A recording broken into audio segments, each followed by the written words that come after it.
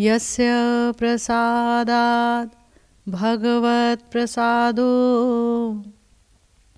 यस्या प्रसादान्नगति कुतोऽपि ध्यायं स्तुवंस्तस्य यशस्त्रिसन्ध्यां वन्दे गुरोः श्रीचरणारविन्दम्।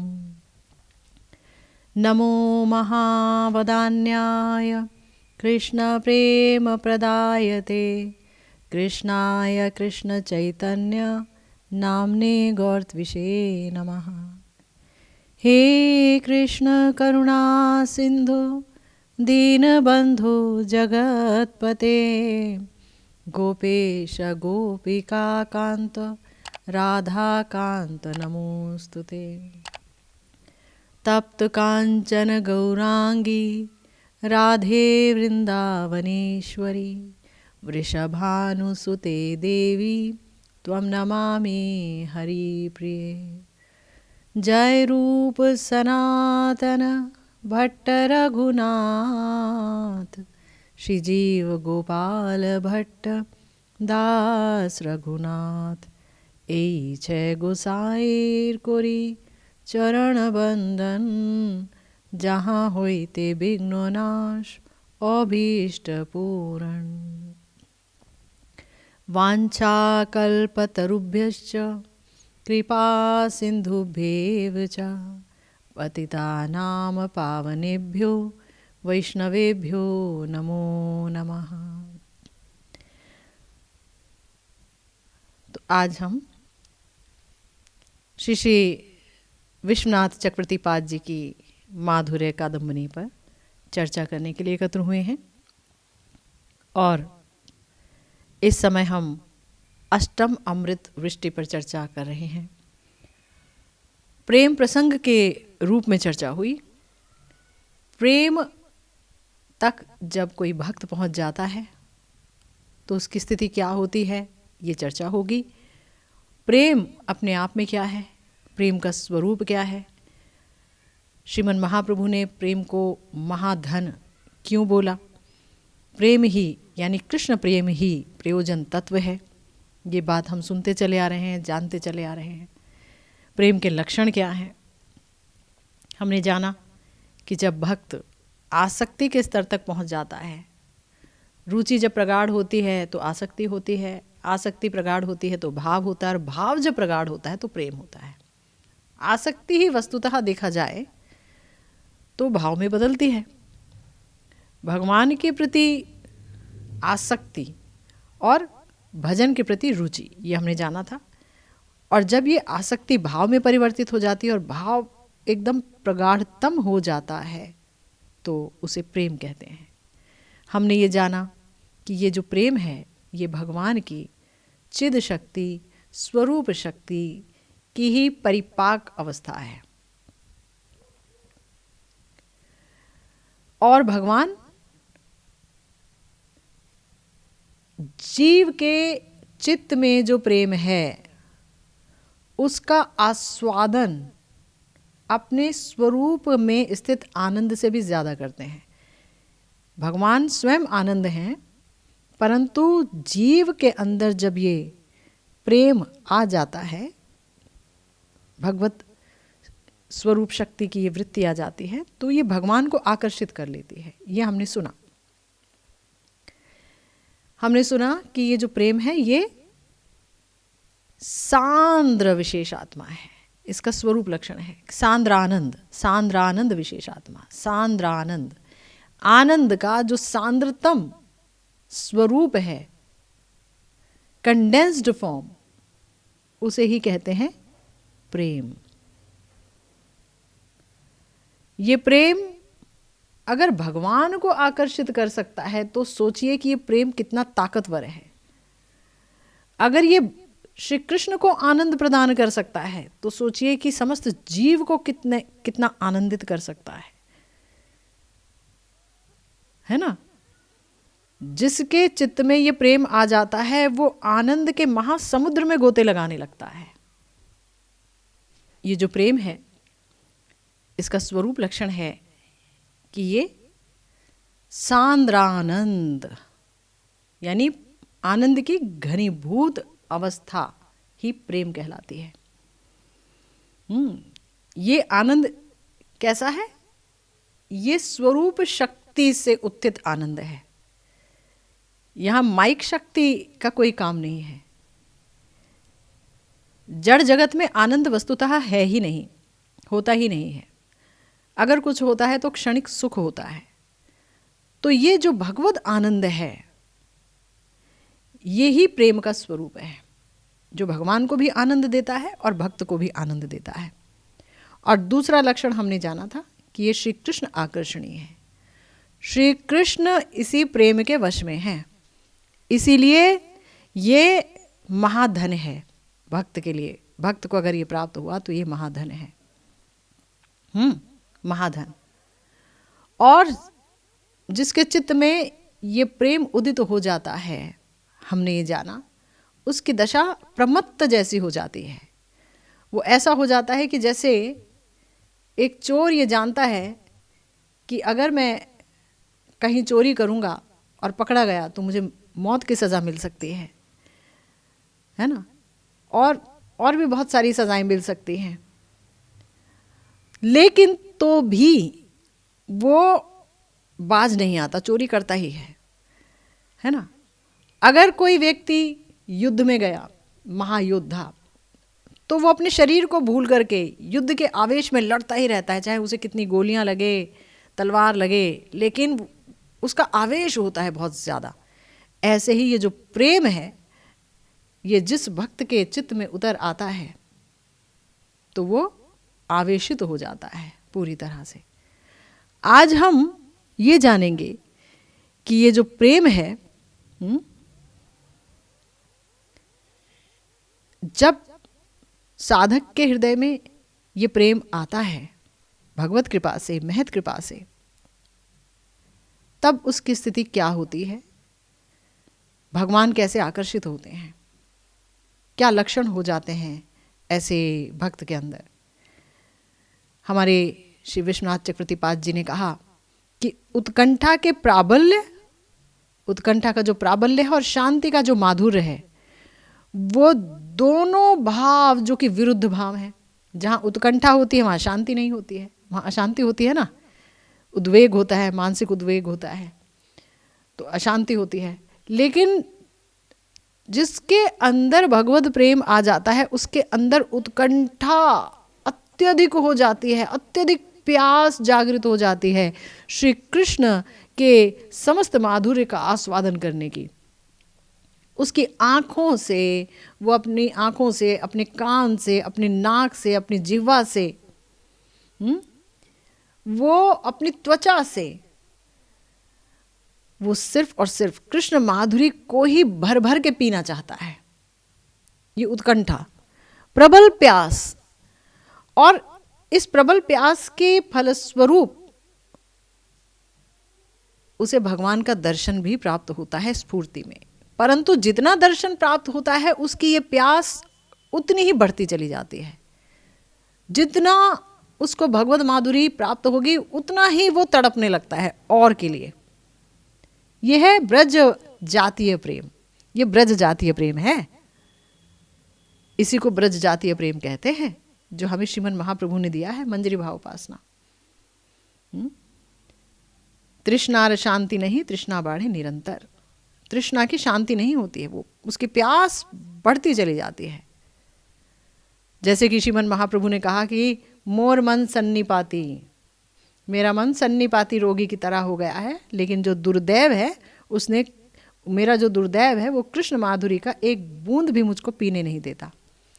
सन्निपाती रोगी को जो डॉक्टर्स हैं वो बोलते हैं भाई इनको ज़्यादा पानी नहीं पिलाना है, और वो पानी पीना चाहता है, उसे पानी जितना पिला वो और पीना चाहता है, और पीना चाहता है। सन्निपाती ऐसे जो कृष्ण माधुरी का आस्वादन करने लगता है प्रेम को पाने के बाद।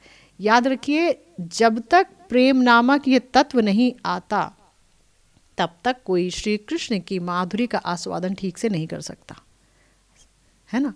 भाव में भी माधुरी का आस्वादन होता है, और जब आसक्ति होती है भगवान में रुचि के बाद, तब भी माधुरी का आस्वादन होता है। अब आस्वादन होना प्रारंभ हो जाता है, आसक्ति में भी।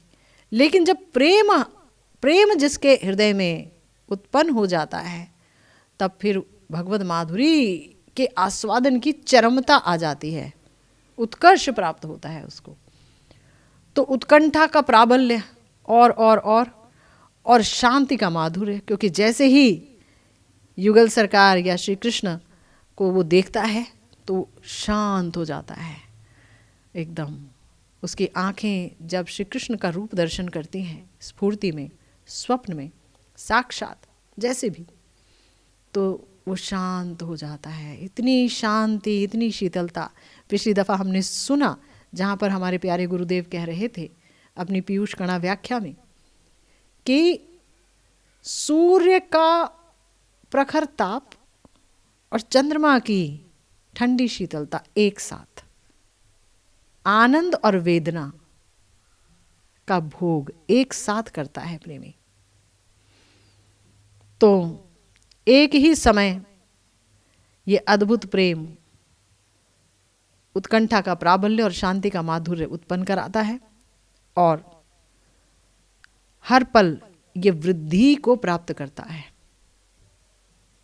उत्कंठा बढ़ती जाती है, शांति भी बढ़ती जाती है, दोनों चीजें। और प्रति मुहूर्त ही भगवत साक्षात्कार की आकांक्षा उसके हृदय में जागृत होने लगती है। प्रति मुहूर्त ही भगवान के साक्षात्कार की आकांक्षा उसके हृदय में जागृत होने लगती है कि भगवान मुझे अब मिले, अब मिले, अब मिले, अब बस मिले ही मिले, साक्षात्कार, अभी दर्शन, अभी दर्शन। और उसका हृदय जो है वो उत्कंठा के दावानल में, अग्नि में जलने लगता है। और तब क्या होता है कि भगवान का जो रूप उसकी स्फूर्ति में उभर रहा था, श्री कृष्ण की लीलाएं उसकी स्फूर्ति में उभर रही थी, श्री कृष्ण का माधुर्य उसकी स्फूर्ति में उभर रहा था, और वो आस्वादन कर रहा था जो चाहता था कितने ही दिनों से। लेकिन अब उत्कंठा इतनी अधिक बढ़ गई है साक्षात दर्शन की कि अब उसको शांति नहीं मिलती, अब स्फूर्ति में शांति नहीं मिलती। अब क्या होता है, अब उसको अपने रिश्तेदार ऐसे दिखते हैं जैसे जल के बिना अंधा कुआं। मैं एक ऐसे घर में, एक ऐसे लोगों के साथ रह रहा हूं जैसे ये अंधे कुएं हैं मेरे साथ, इनमें कोई तत्व नहीं है, जल के बिना अंधा कुआं। और घर कैसा लगता है, कांटों से युक्त जंगल की तरह। जंगल में फल फूल भी होते हैं, पर यहां सिर्फ कांटे कांटे हैं। घर कांटों से युक्त जंगल दिखता है, जंगल है यहां। और खाना, अच्छा खाना अगर उसके सामने ले आओ 50 तरह का, तो आहार उसे प्रहार की तरह लगता है, आहार उसे प्रहार की तरह लगता है। और अगर कोई व्यक्ति उसकी प्रशंसा कर दे तो लगता है जैसे सांप ने डस लिया उसको। हकीकत में ऐसा लगता है, ये बोलने की बात नहीं है। जो प्रेमिक भक्त है उसकी अवस्था होती है जैसे सांपों ने उसको डस लिया हो। और रोज के जो नैमित्तिक और जो नित्य कर्म हैं, यानी कि सुबह उठना, नहाना है, और पूजा पाठ, सब कुछ जो भी वो करता आता है, वो सब उसे लगता है मृत्युवत, ये सब मौत के समान है, ये मौत है। और उसको अपने अंग ही महाभार जैसे लगते हैं, ये जो मेरे अपने अंग को ढो रहा हूं। हमारे श्रीमन महाप्रभु कहते हैं कि कृष्ण प्रेम के बिना मेरी जो इंद्रियां हैं वो भार के समान हो गई हैं। व्यर्थ इंद्रिय मोर छार, सारी इंद्रियां मेरी जो है व्यर्थ हो गई हैं कृष्ण के बिना, दरिद्र मोर जीवन। और अगर कोई उसको, उसकी सुहृदगण, कोई शुभ चिंतक उसको सांत्वना दे कि कोई बात नहीं, तुम भजन कर रहे हो, तुम्हें जरूर मिलेंगे भगवान, इतना भजन तो कर ही रहे हो तुम, अरे भगवान तुम्हें नहीं मिलेंगे तो किसे मिलेंगे? तो उसे ऐसा लगता है कि इन्होंने हमको विष पिला दिया, जहर पिला दिया इन्होंने, और हमेशा जागते रहते हैं, नींद नहीं आती उनको, चिंता में उलटते पलटते रहते हैं, और अनुताप रहता है उनको, कष्ट रहता है, सो नहीं पाते हैं। और कभी अगर नींद आ भी गई, रात भर नहीं सोते हैं, कभी अगर नींद आ गई तो ऐसा लगता है कि जैसे वो मेरा जीवन ही खत्म कर गई, यंत्रणा जैसी लगती है, यंत्रणा, कष्ट, नींद कैसे आ गई। हाँ, और अपने शरीर को वो धारण कर रहे हैं तो उनको अपना शरीर भी ऐसा लगता है कि ये जो मैं अभी भी इस शरीर में हूँ, श्री कृष्ण की प्राप्ति के बगैर, तो ऐसा लगता है कि ये जो शरीर है ना, वो भगवान के द्वारा दी गई एक सज़ा है, ये सज़ा है जो उन्होंने मुझे दी है। और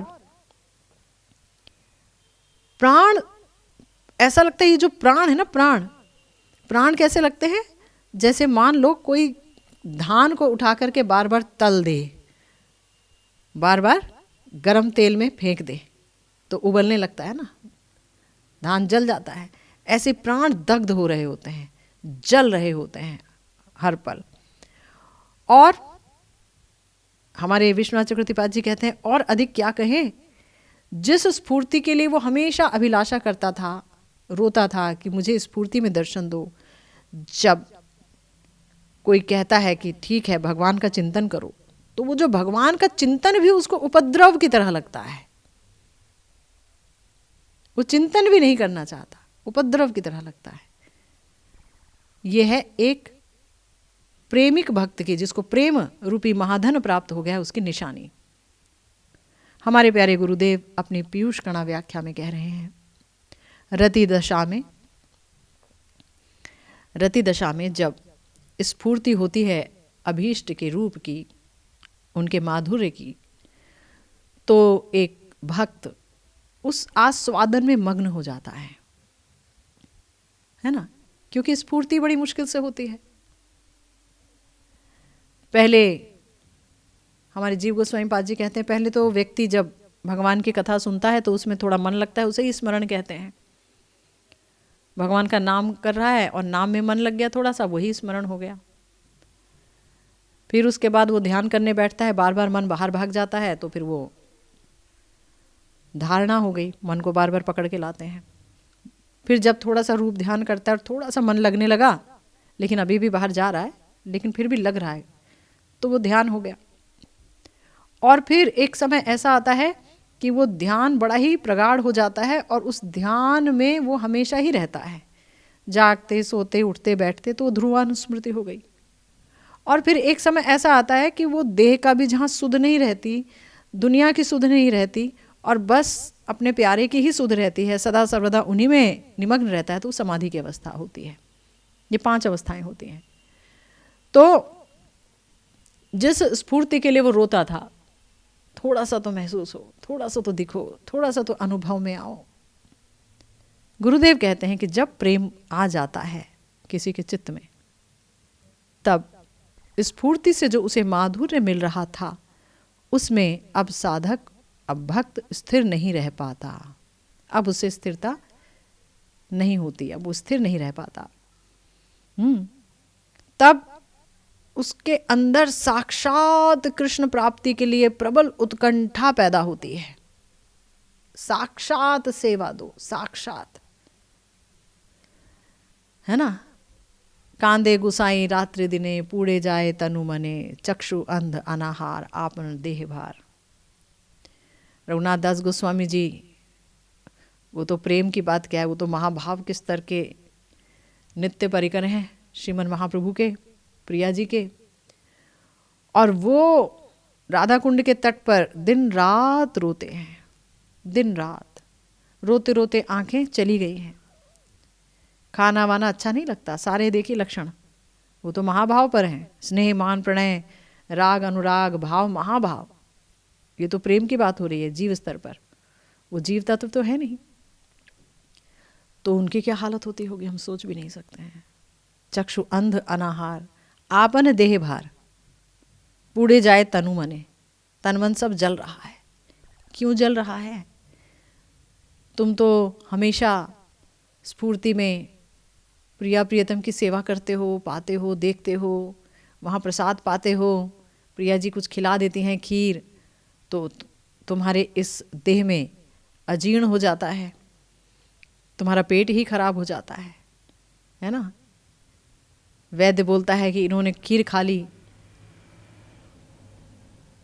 और जो साथ के लोग हैं वो बोलते हैं ये तो एक दोना थोड़ा सा मट्ठा लेते हैं पूरे दिन भर में, ये तो कुछ नहीं खाते, खीर कब खा ली। तो वो लक्षण प्रकट हो जाते हैं। तो भी रो रहे हो, तो क्यों रो रहे हो जब इस हद तक सिद्धि है? तो रो रहे हैं साक्षात सेवा की प्राप्ति के लिए, कि साक्षात दर्शन कब होंगे। अब साक्षात से कम में गुजारा नहीं होता, दर्शन होंगे, साक्षात ही होने होंगे। अब प्राण जाए जाए जाए जाए। तो गुरुदेव कहते हैं तब विपुल उत्कंठा का उदय होता है, विपुल। गुरुदेव कहते हैं प्रेम, ये जो वस्तु है ना प्रेम, ये अति अद्भुत है, अति अद्भुत। ये हमने बोल तो दिया प्रेम, लेकिन जिसके हृदय में, जिसके चित्त में ये प्रेम जागृत हुआ, ये अपनी दशा वही जान सकता है, उसकी दशा हम भी नहीं समझ सकते, है ना।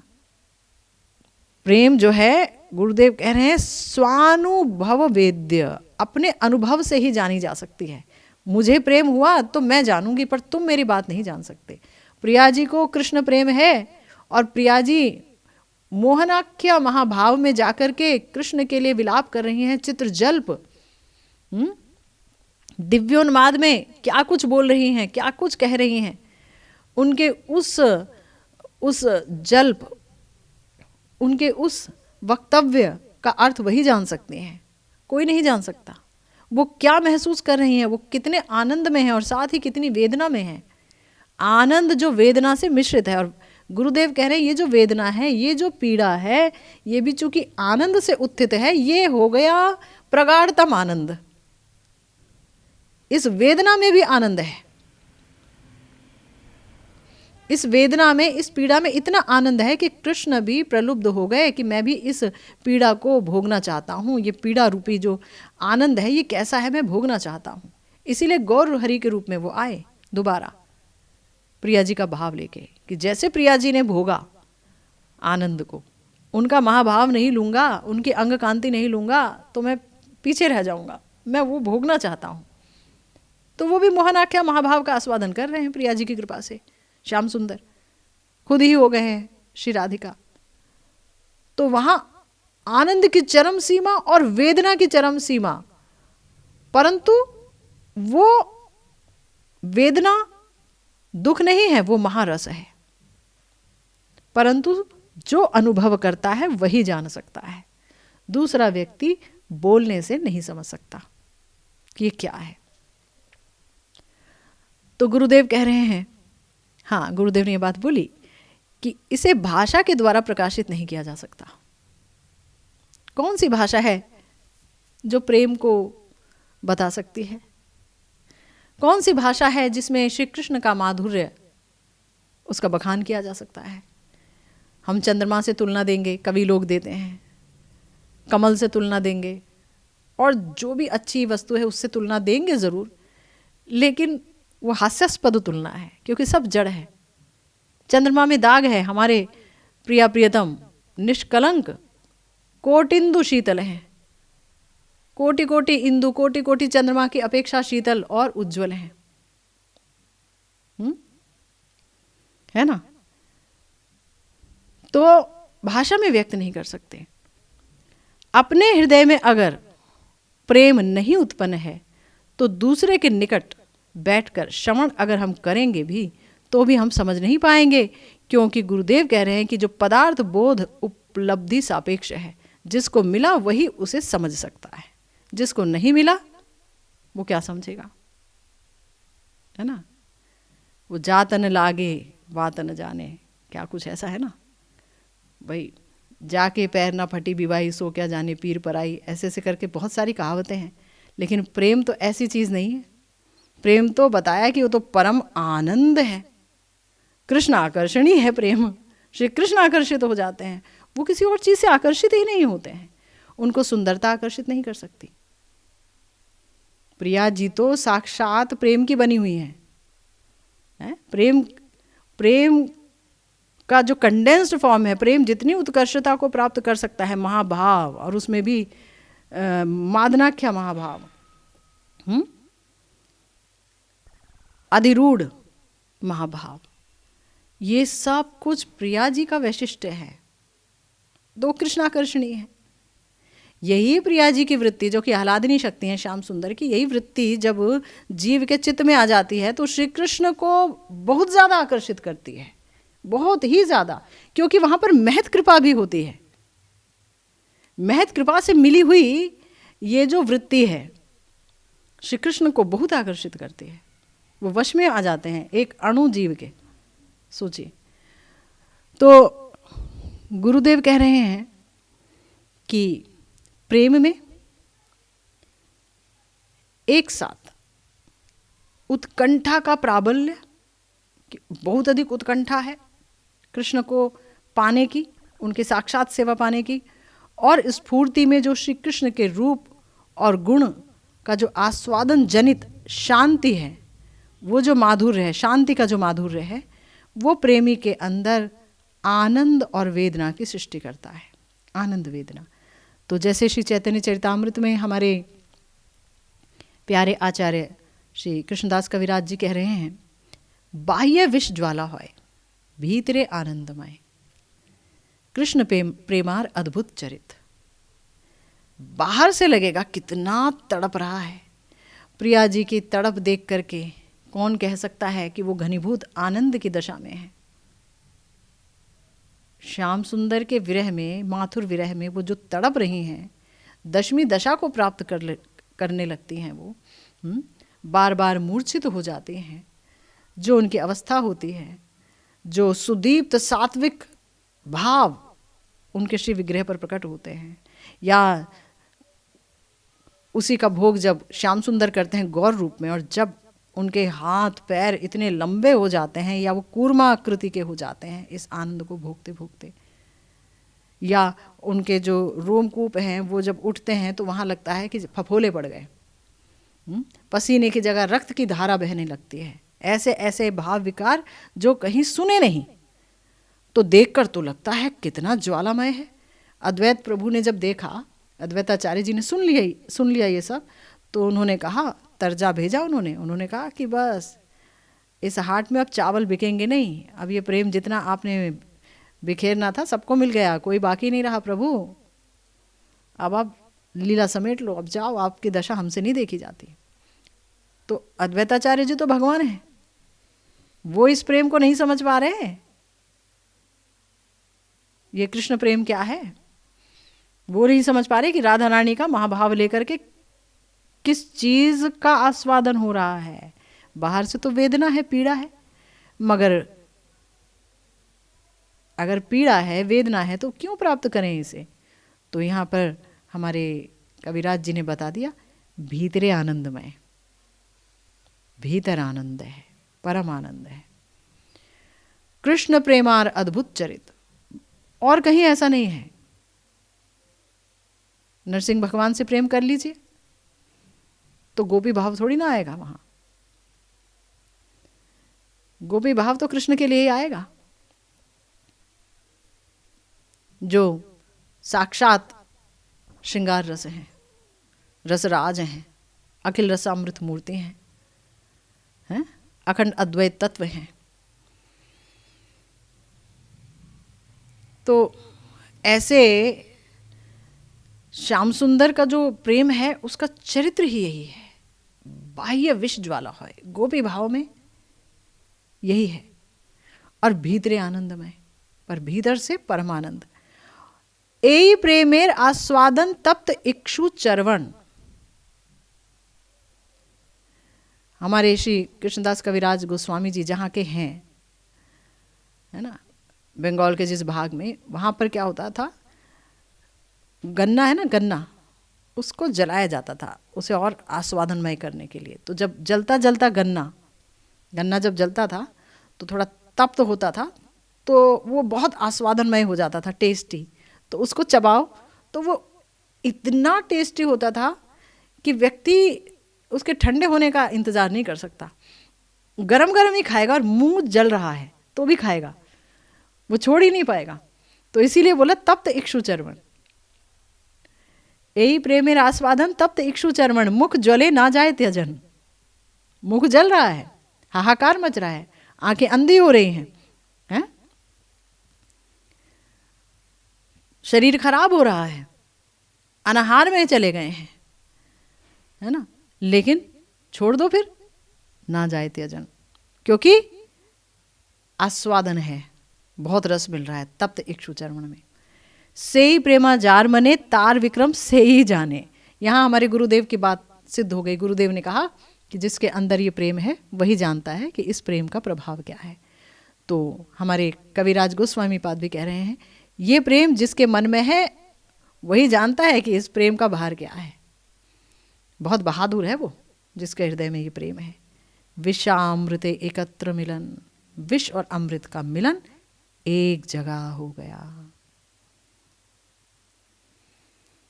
जैसे कि विदग्ध माधव में कहा हमारे प्यारे श्री रूप गोस्वामी पाद जी ने, उन्होंने एक श्लोक कहा, पीड़ा भीर नव कालकूट कटुता गर्वस्य निर्वासनो निःसंदेन मुदाम सुधा मधुरी महंकार संकोचनः प्रेमा सुंदरी नंदनंदन परो जागर्ति यस्यांतरे ज्ञायन्ते स्फुटमस्य वक्र मधुरास्ते नैव विक्रांतयः।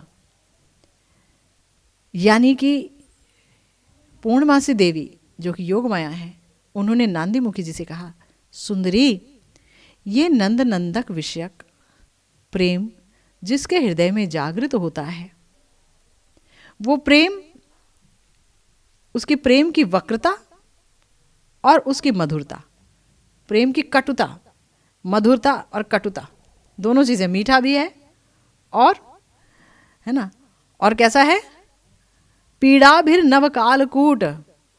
गुरुदेव जब इस श्लोक की व्याख्या करते हैं अक्सर अपने पाठ में, अपने लेक्चर्स में, तो गुरुदेव कहते हैं कि जैसे सांप होता है ना, सांप, तो सांप में तो बहुत जहर होता है, जहरीले सांप में, लेकिन जो उसका बच्चा होता है, बच्चा, वो अगर काट ले तो व्यक्ति बच नहीं सकता है, मतलब उसमें जहर ही जहर भरा होता है सांप के बच्चे में। तो उस समय जो दंशन में दर्द होता है और जो जलन होती है, उसके जलन के गर्व को भी जो एकदम छोटा कर देता है वो है कृष्ण प्रेम में जो जलन होती है ना, जो दहक है, जो वक्रता है, जो कुटिलता है। और मधुरता, मधुरता कैसी है, मधुरता ऐसी है कि जो अमृत की मधुरता को भी छोटा कर दे। अमृत की मधुरता उसके आगे कुछ नहीं है। तो वही व्यक्ति जान पाएगा कि इसमें कितनी मधुरता और कटुता है। तो गुरुदेव कह रहे हैं कि इस प्रेम में इतनी पीड़ा है कि वो नए कालकूट विष के कटुत्व के गौरव को भी दूर कर देती है, और उसमें ऐसी आनंद धारा है, ऐसी आनंद धारा बहती है इस प्रेम से कि वो अमृत का जो माधुर्य है, और अमृत को अगर इस बात का अहंकार है कि मैं कितना मधुर हूँ, तो उसके अहंकार को भी वो छोटा कर देती है। ऐसा ये प्रेम है। इसलिए गुरुदेव कह रहे हैं कि भक्त के हृदय में इस प्रकार अपूर्व आनंद और वेदना का घात प्रतिघात चलता रहता है। बाद में श्री कृष्ण के साक्षात दर्शन के लिए उत्कंठा के प्राबल्य के कारण उसका जो आनंद है वो इतना मर्दित होता है कि दिखता है कि आनंद और वेदना का प्रकाश है सामने। इतनी उत्कंठा अंदर, इतनी उत्कंठा, श्री कृष्ण को साक्षात पाऊं, है ना। तो श्री कृष्ण के साक्षात दर्शन के लिए उसकी उत्कंठा इतनी बढ़ जाती है कि दिखता है कि ये तो विरह के दावानल में जल रहे हैं, ये तो जल रहा है व्यक्ति, ये क्या चीज़ है जिसमें आनंद नहीं है? पुरुषार्थ तो आनंद ही है ना। और ये जल रहा है, तड़प रहा है, रो रहा है, हाहा प्राणेश्वरी, हाहा प्राणेश्वरी, है ना। तो तू आ विरहा नले, रात्र दिन हिया जले, हैं? ऐसे रो रहे हैं सबके सब, हमारे सारे आचार्य रो रहे हैं, सारे के सारे आचार्य रो रहे हैं, हाहाकार कर रहे हैं। तो देख कर लगता है अरे ये कैसी भक्ति है भाई, यहाँ सब रोते रहते हैं। लेकिन गुरुदेव कहते हैं इस रोने से ही भगवान आकर्षित होते हैं और इस रोने में ही परम आनंद है। ये जो उत्कंठा है ये रुलाएगी, बाहर से लगेगा विरह वेदना, ये बहुत विरही हैं, युगल सरकार के लिए बहुत विरही हैं। इनके अंदर जैसा विरह, ये कैसा विरह है जो इनको जलाता रहता है। तो गुरुदेव ने कहा कि उत्कंठा के आतिश्य की वजह से, क्योंकि इतनी उत्कंठा है, इतनी उत्कंठा है कि देह देहिक की सारी चेष्टा समूह, यहाँ तक कि जो पहले भगवत चिंतन अच्छा लगता था वो भी असहनीय ज्वालामय हो जाता है। इतनी विरह उत्कंठा है। भगवान के बारे में सोचते ही व्यक्ति विरह वेदना से ग्रस्त हो जाता है। वो सोचना भी नहीं चाहता, वो खाना भी नहीं चाहता, वो पीना भी नहीं चाहता, वो किसी से प्रशंसा भी नहीं सुनना चाहता। मतलब उसकी हालत बहुत खराब हो जाती है, ज्वालामय हो जाता है उसका सब कुछ। तो जैसे कि हमारे श्री नरोत्तम दास ठाकुर महाशय ने कहा अपनी प्रेम भक्ति चंद्रिका में, जल बिनु जैनो मीन, दुख पाए आयुहीन। जैसे जल के बिना मछली तड़पती है, दुख पाती है कि अब उसकी आयु अब है नहीं है, अब समाप्त है, ऐसे ही प्रेम के बिना भक्त का जीवन है। अगर कृष्ण प्रेम नहीं है तो भक्त का जीवन भी ऐसे ही है। और अगर साक्षात्कार नहीं हो रहा, श्री कृष्ण का साक्षात दर्शन नहीं हो रहा, प्रेम है तो भी वो तड़पता रहेगा, तड़पता रहेगा। श्री कृष्ण के बिना भक्त की दशा ऐसी ही होती है जैसे जल बिन मछली, जो वो तड़पती है। देखा है कभी जल में से मछली को निकाल दीजिए, कभी देखा है? तो ऐसे से उछलती है वो, इतनी इतनी तेज। ऐसे ही जो एक विरही प्रेमिक भक्त है उसकी स्थिति होती है। जल में से निकाल करके उसे बाहर कर दिया। अब उसको तुम जल में से अगर मछली को बाहर निकाल दिया, अब आप उसे कहो चलो मैं तेरे को दूध में डाल देता हूँ, तो तू मर जाएगी, हैं? नींबू का शरबत पिला देता हूँ, कुछ ऑल्टरनेटिव दे देता हूँ, तो क्या वो जिएगी? वो नहीं जिएगी, वो तो तड़पेगी, उसे वही जल चाहिए, वो तड़पेगी। और वो तड़पेगी क्योंकि उसे जल चाहिए। इसी प्रकार भगवान के विरह में जो प्रेमिक भक्त है उसे सारा विश्व बेकार दिखता है, शून्य, कहीं कुछ भी नहीं है, कहीं कुछ भी नहीं। उसकी आंखें अपने अभीष्ट को ही खोजती रहती हैं, कुछ नहीं है, जड़ है, जड़ है, दुख दुख दुख, दुखमय, शून्य, शून्यायतम जगत सर्वम गोविंद विरहेण में उसकी ऐसी अवस्था हो जाती है कि गोविंद के विरह में सारा जगत सूना है, सूनी रे नगरिया, है ना, पूरा नगर सूना है। सब हैं उसके अपने, उससे बातें करना चाहते हैं, सब कुछ। लेकिन जो गोविंद का रूप माधुर्य का भोग वो करता आ रहा है और अब उसकी उत्कंठा बढ़ गई है उसके साक्षात भोग की, साक्षात आस्वादन की, साक्षात कृष्ण दर्शन की, साक्षात कृष्ण सेवा को पाने की, अब वो कहीं भी रुक नहीं सकता। अब उसे सारा विश्व शून्य जैसा दिख रहा है। तो आगे उत्कंठा और जो कृपा है, जब वो मिलते हैं तो क्या होता है, कृपा किसकी और उत्कंठा कैसी, यही सब चर्चा करेंगे हम, श्रीमन महाप्रभु ने चाहा तो। इसी के साथ आज की भागवती कथा यहीं विश्राम लेती है। जय जय श्री राधे श्याम, श्री गुरु निताई गौर सीतानाथ प्रेमानंदे, हरि हरि बोल।